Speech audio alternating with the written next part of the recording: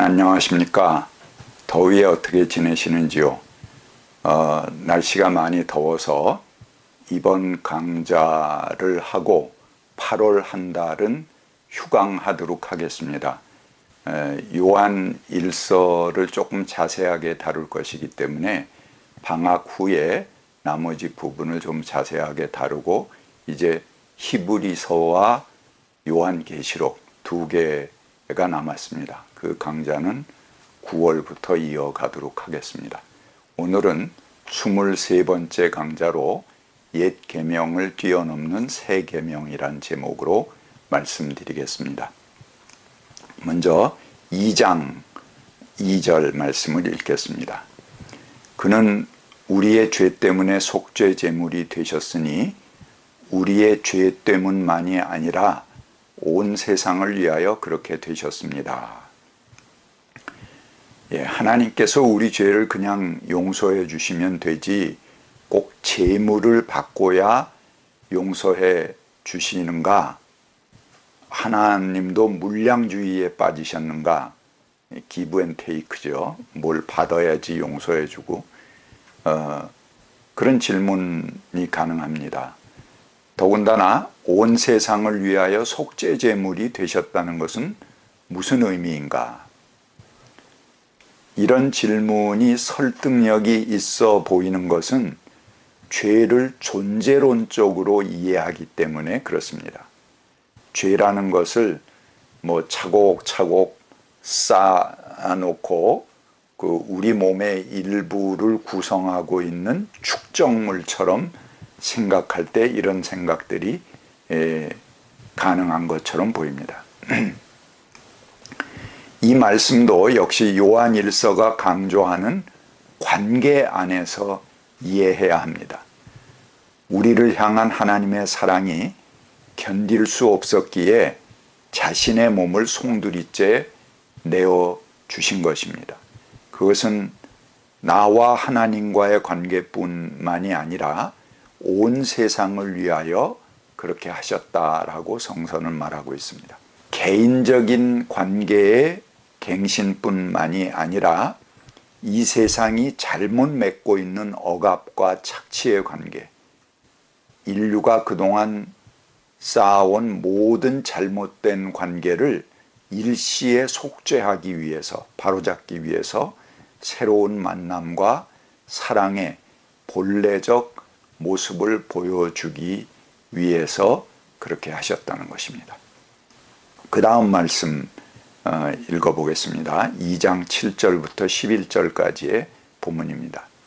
사랑하는 여러분, 내가 새 계명을 여러분에게 써 보내는 것이 아닙니다.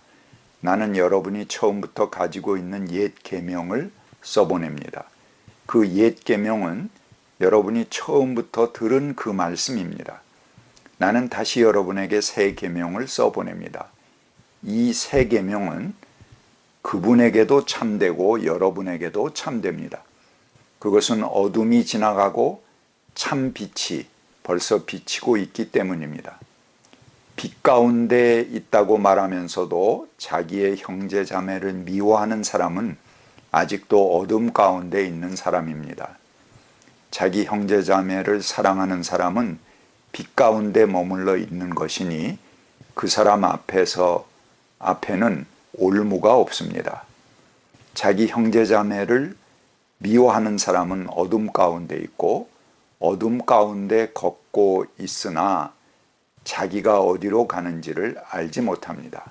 어둠이 그의 눈을 가렸기 때문입니다. 요한 일서는 관계를 중시합니다. 그래서 모든 것을 관계 안에서 이해합니다. 즉 빛 가운데 있다.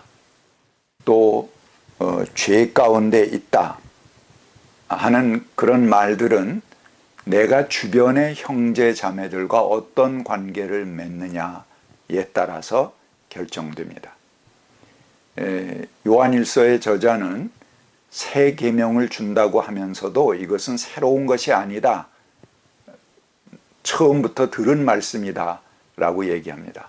이것은 뭐냐 하면 레위기 19장 18절에 이미 내 이웃을 내 몸과 같이 사랑하라 하는 말씀이 존재하고 있습니다. 여기서는 이웃사랑의 기준이 내 몸입니다. 성자의 경지에 이르지 않고 어떻게 자기 몸처럼 남을 사랑할 수 있겠습니까? 세 계명에 대한 말씀이 같은 요한계 문서인 요한복음에도 나옵니다. 이제 나는 너희에게 새 계명을 준다. 서로 사랑하여라. 내가 너희를 사랑한 것 같이 너희도 서로 사랑하여라. 요한복음 13장 34절의 말씀이죠.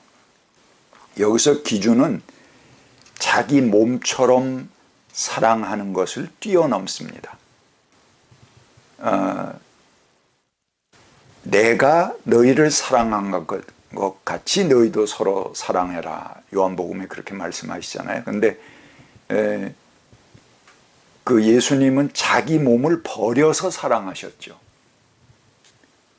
그렇기 때문에 옛 계명, 레위기의 계명, 내 몸처럼 내 이웃을 사랑하라는 말씀을 뛰어넘습니다. 예수님은 그 말씀을 뛰어넘어서 자기 몸을 희생시켜서 사랑하신 것입니다. 그분은 너희가 내 살을 먹지 않고 내 피를 마시지 않으면 너희 속에 생명이 없다. 내 살은 참된 양식이요 내 피는 참된 음료다. 그렇게 말씀하셨습니다. 예수는 자신의 마지막 몸과 피까지도 우리에게 음료와 양식으로 내어주셨습니다. 그래서 이것은 내 몸과 같이 사랑하라 라고 하는 레위기의 옛 계명을 초월하는 것입니다. 그렇게 예수께서 지신 십자가는 새 계명입니다. 십자가로 인해 이제까지의 사랑과는 차원을 달리하는 새로운 사랑의 차원이 열리게 되는 것입니다. 그 다음에 세상의 욕망에 대해서 말씀드리겠습니다. 이어지는 본문 요한일서 2장 15절부터 17절까지 제가 읽겠습니다. 여러분은 세상이나 세상에 있는 것들을 사랑하지 마십시오. 세상을 사랑하는 사람에게는 그 안에 아버지의 사랑이 없습니다. 세상에 있는 모든 것, 곧 육신의 욕망과 눈의 욕망과 살림살이의 자랑거리는 아버지께로부터 나온 것이 아니라 세상으로부터 나온 것이기 때문입니다. 이 세상도 사라지고 이 세상의 욕망도 사라지지만 하나님의 뜻을 행하는 사람은 영원히 남습니다.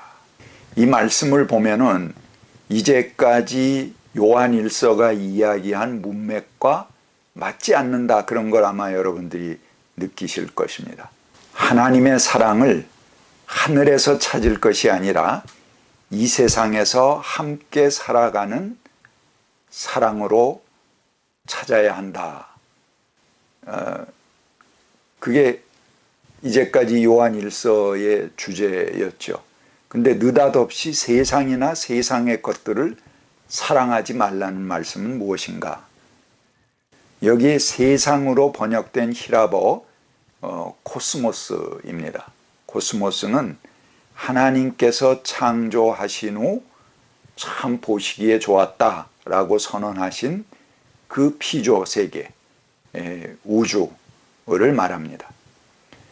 요한복음 3장 16절은 하나님께서 세상을 이처럼 사랑하사 독생자를 주셨다고 합니다. 그래서 기독교는 세상을 정죄하고 죄악시하는 영지주의와는 근본적으로 다릅니다. 이게 이제까지 이제 요한일서를 통해서 우리가 공부해 온 것이죠. 그러면서 예수께서 내가 세상에 속하지 않은 것과 같이 그들도 세상에 속하지 않았다, 이런 말씀도 또 주십니다. 요한복음 17장 5절부터 16절까지 이제 그 주제가 이어지는데요.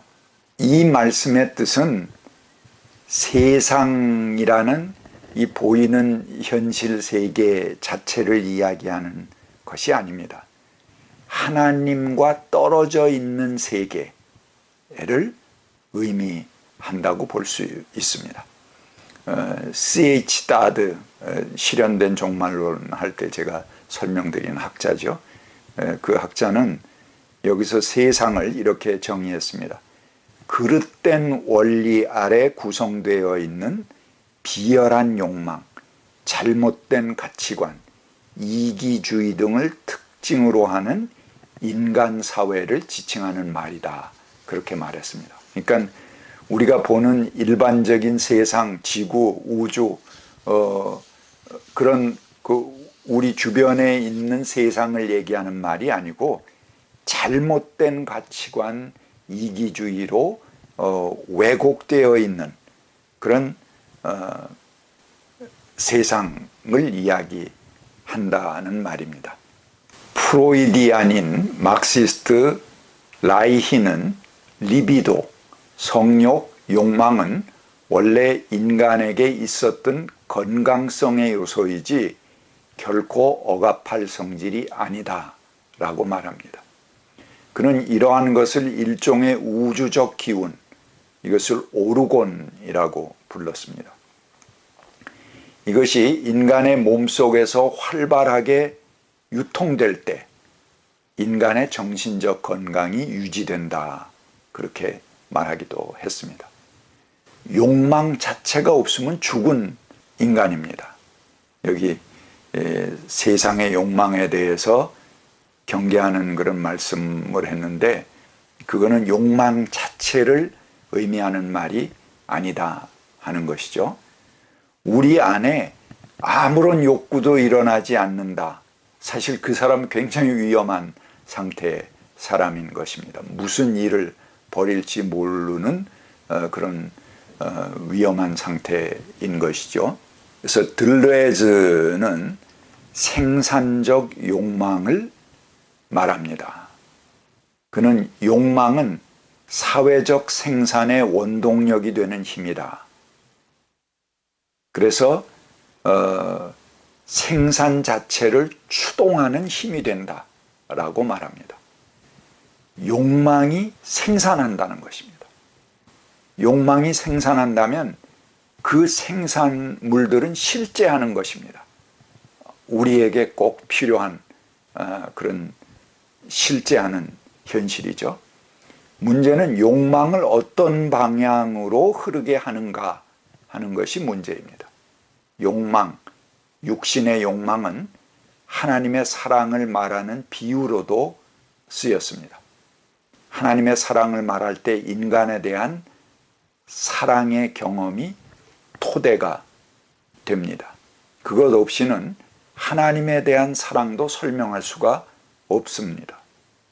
우리가 하나님에 대한 사랑이 설령 있다고 하더라도 이해할 수도 없고 느낄 수도 없게 되죠. 그래서 이 욕망의 흐름을 이웃을 향해 하나님의 정의를 향해 흐르도록 방향을 잡아야지 그 욕망 자체, 세상 자체를 덧엎고 죄악된 것이다 이렇게 정죄하는 영지주의는 아니다 하는 것입니다. 영지주의와 차별점을 갖는 것이죠. 이 물은 영원히 목마르지 않은 샘이 될 것이다 하는 그 물, 샘의 근원이 되는 물이 바로 우리 인간의 욕망이고 세상 속에 있다 하는 것입니다. 그 다음 2장 18절 말씀 보겠습니다. 자녀 여러분, 지금은 마지막 때입니다.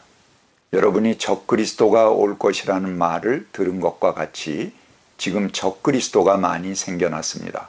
그러므로 우리는 지금이 마지막 때임을 압니다. 여기 적그리스도라고 번역한 말은 히라보의 안티크리스토이, 토이 그러면 이제 복수형 어미입니다. 그래서 이 말은 적그리스도들 또는 반그리스도들로 번역할 수 있습니다. 이에 대해서 나와 다른 것은 모두 적으로 치부해 해버리는 단순하고 경직되고 편협성을 가진 시각으로 이 말씀을 보면은 안 되겠습니다. 이런 흑백 논리는 스스로를 병들게 할 수 있습니다. 단순히 종교적으로 그리스도에 반대하는 사람들이라면 그들을 적그리스도라는 말로 못 받고 정죄해서는 안 됩니다. 여기서 계속 이어지는 본문을 보면은 이 상대는 성육신을 부정하는 영지주의자들로 보입니다. 그렇다면은 이것을 적그리스도다 이렇게 꼭 까지 번역할 필요는 없다고 저는 생각합니다. 그래서 반그리스도, 안티라는 것은 적대한다 그런 뜻도 있지만 반대한다 이제 그런 뜻도 있거든요. 그래서 반그리스도 정도로 번역하는 것이 좋아 보입니다.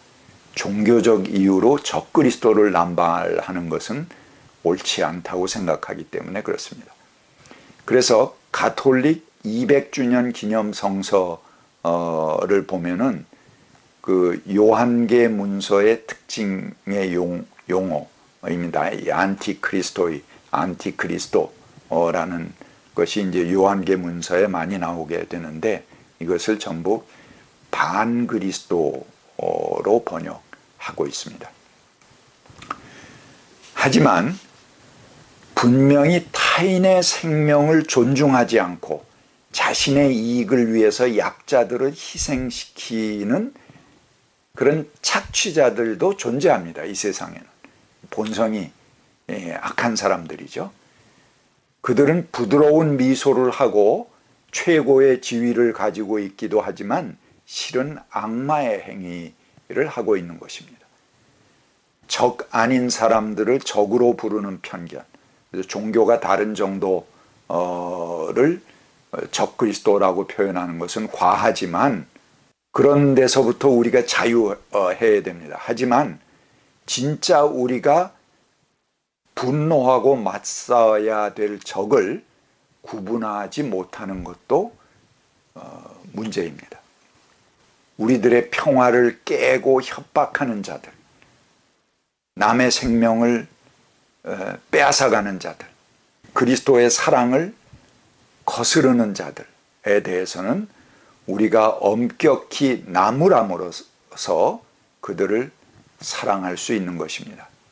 해방신학자인 기라르디는 이렇게 말했습니다. 기독교인은 모두를 사랑해야 한다. 그러나 똑같은 방법으로 사랑하는 것은 아니다. 우리는 눌린 자는 보호하고 해방시킴으로써 사랑을 하고 압제자는